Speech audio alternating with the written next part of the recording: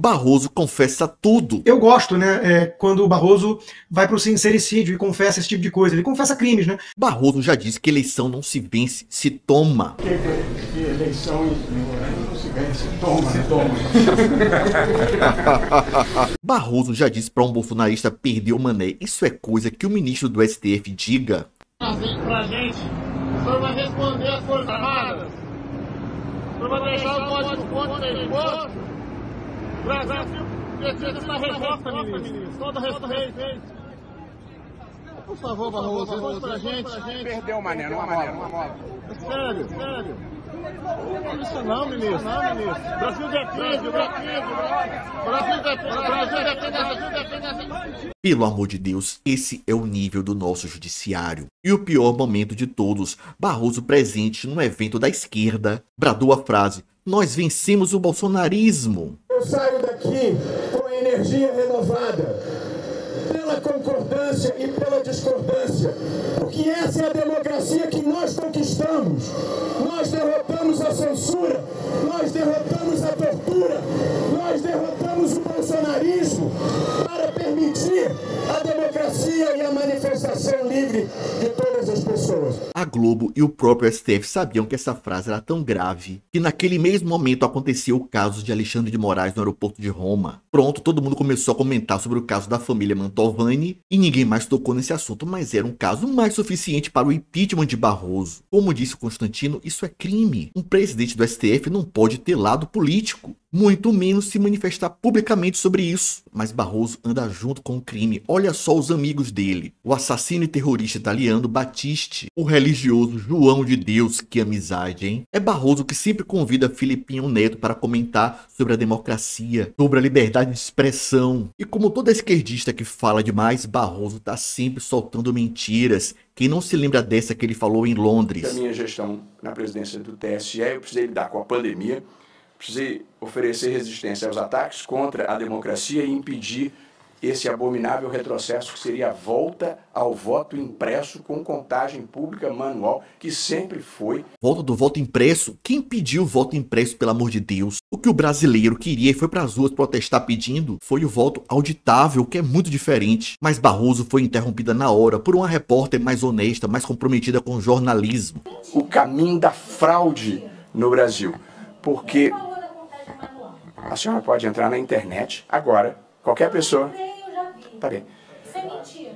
Esse era o discurso oficial. Isso é mentira. Não, contagem pública manual. Isso é mentira. Bom, muito bem. Essa é a cara de alguém que foi pego na mentira publicamente. Barroso, você é uma vergonha. E qual foi o crime que Barroso confessou agora? Ele simplesmente disse que tudo que Moraes faz é o sentimento coletivo do STF. Ou seja, ele confessou que o STF é cúmplice de Moraes. E ele falou isso na CNN. No CNN Entrevistas dessa semana, o presidente do Supremo Tribunal Federal, o ministro Luiz Roberto Barroso, comentou essa decisão do ministro Alexandre de Moraes de bloquear o X no Brasil. Ele diz nessa entrevista que a decisão reflete o sentimento da corte. Vamos ver então o que ele diz?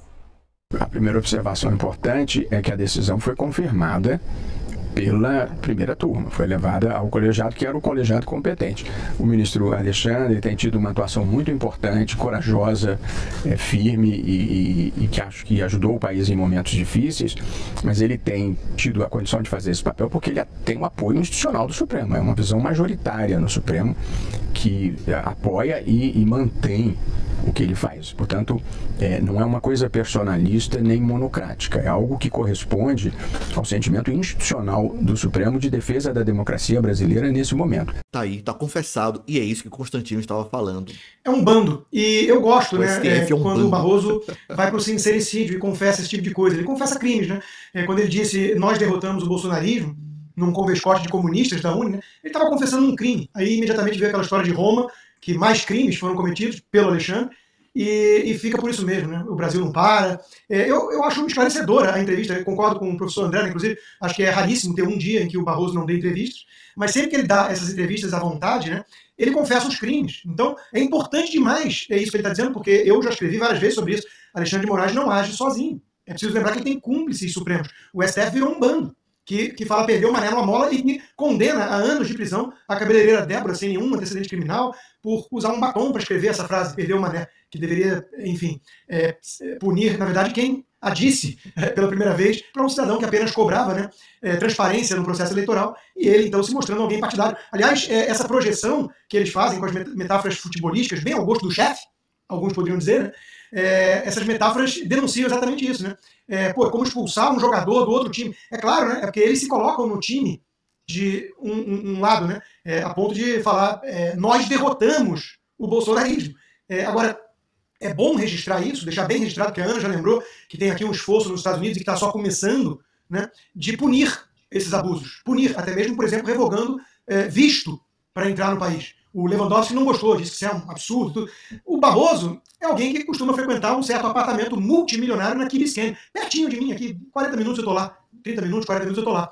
Né? Inclusive pretendo visitá-lo quando ele souber que ele estará lá, né, a próxima vez, eu vou lá para ver se esbarro, quem sabe com ele ali na praia. Né? Um apartamento multimilionário em Key Biscayne. Talvez ele tenha que frequentar Caracas, Havana, a gente não sabe, pode acontecer, porque ele está dizendo muito claramente isso, né? Alexandre de Moraes não age sozinho. Ele tem um espírito coletivo ali, em nome da instituição. É claro que né? Quando eles vão lá, por meio das redes sociais, intimar o Elon Musk, ou a plataforma X, pelo próprio Twitter, pelo X, né? Ele está usando a logomarca do STF, a página oficial da instituição.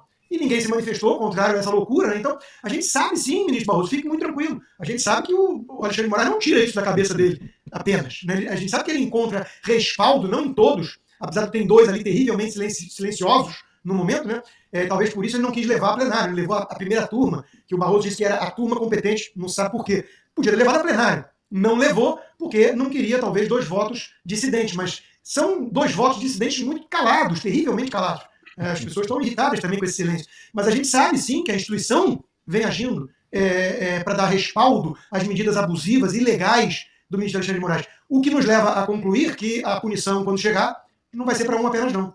Vai ser para tudo. Fala mais, Barroso, fala mais. Mostra como vocês condenaram Lula só para tirar Bolsonaro do poder. Vocês do STF são de esquerda, vocês não queriam a direita. Passaram a demonizar Bolsonaro, a chamar a direita de extrema direita, mostrando que não sabe nada sobre a história. E estão fazendo apenas ativismo político, o que é vedado, é proibido pela lei, pela Constituição. O Brasil quer os ministros do STF bem falantes. O Supremo do Brasil já fala mais do que qualquer Supremo do mundo. E quanto mais falam, mais se revelam um partido político e mais revelam seus crimes. Portanto, fala mais, Barroso. Você gosta de política e quer entender mais sobre a política do nosso país? Conheça o meu e-book, ele vai esclarecer muita coisa que acontece no cenário atual do nosso Brasil. Não é apenas um manual de política para dizer como funcionam as coisas em Brasília, os 3 poderes, o que fazem os deputados. Vai muito mais longe, vai mostrar como o iluminismo do século XVIII influenciou o nascimento do comunismo no século XIX, como a direita venceu a Guerra Fria no final do século XX e como a esquerda se agarrou aos temas identitários para sobreviver no cenário político e ganhar muitos votos, à custa das causas das minorias. É muito conhecimento acumulado por quase 30 anos de pesquisa por um preço bem bacana. Principalmente para você que me acompanha, que assiste os meus conteúdos, não deixe de conferir no link logo abaixo e garanta o seu e-book.